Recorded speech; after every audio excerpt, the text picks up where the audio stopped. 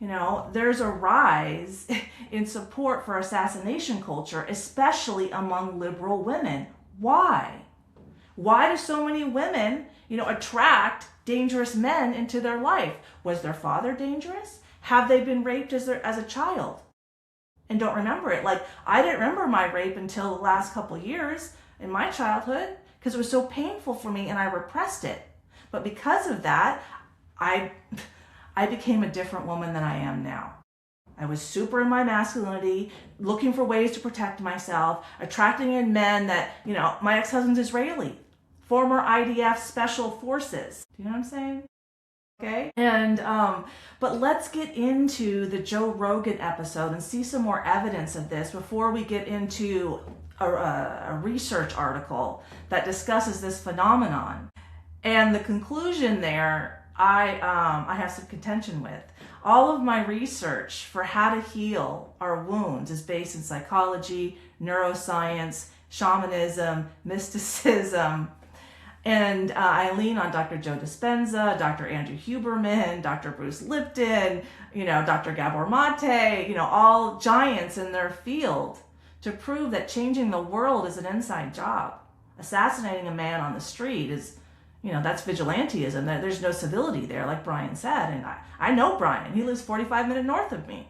Okay? Brian's a good man, a smart man.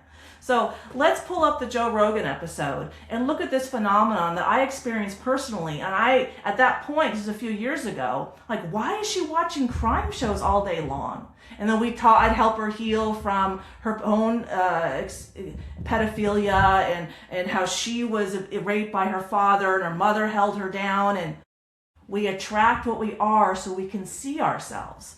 Let's get into the Joe Rogan episode. It's a soul wound thing. We are energy bodies. Physicists have proven that we're energy bodies and that we attract what we are through energy so we can see ourselves. That's why the universe is a mirror. Dr. Joe Dispenza will talk about how we live in a holographic universe, a projection through our hearts. And I'll get into that a little bit later, but let's get back to this important video. And women are screaming for protection. And then who are they fucking? The bad boys, the criminals. They're saying, putting on a front, they're the problem. Oh, but I love me a bad boy. I can change him. He'll change for me. Murderers of women get tons of women. How is that mentally healthy? It's called hybristophilia. There's even a name for it. So we know it's a mental illness. This is not healthy, but it's so prevalent in our society today.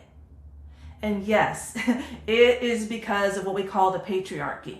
Okay, but why is that? We'll get into that in a minute because I have an explanation for that too. Okay, I'm going to stop the episode here because I want to stay along the lines of we are souls having a human experience. Okay, and I'm going to use an Einstein quote.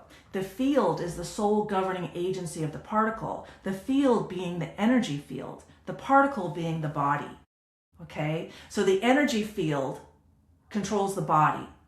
So if we don't address the energy field, the soul, the wound in the soul, the energy in the soul, our projection onto the world won't change. And we live in a holographic universe. So this is why change is an inside job, Let me pull up the Dr. Joe Dispenza video because he just really explains the Einstein quote and really grounds it in how we live in a holographic universe, okay? So we attract what we are, okay? So these women who are attracted to serial killers, they have rape wounds that they are unaware of, either in this lifetime or a previous lifetime. Well, why has there been so much rape? Well, men have been out of balance because when the patriarchy started about 2,000 years ago with the rise of imperialism in Europe, in the Middle East, men built structures and femininity was repressed. Wisdom was repressed. Healing was repressed. They created churches for forgiveness and compassion, right? But those are led by men and women aren't allowed to speak, You saw the whatever clip. Well, that CEO isn't acting right, so he deserves to get killed. I'm sorry. What? Like, is that a healthy woman that doesn't have, compassion or understanding and just kill the guy? Like, it's all his fault? Like, we just go kill him? Doesn't sound very healthy to me. And let me bring up this assassination culture article, and we can look at that briefly and kind of see that this is really out there. And then we're going to end with the hybristophilia research article about how prevalent it is that women are attracted to serial killers.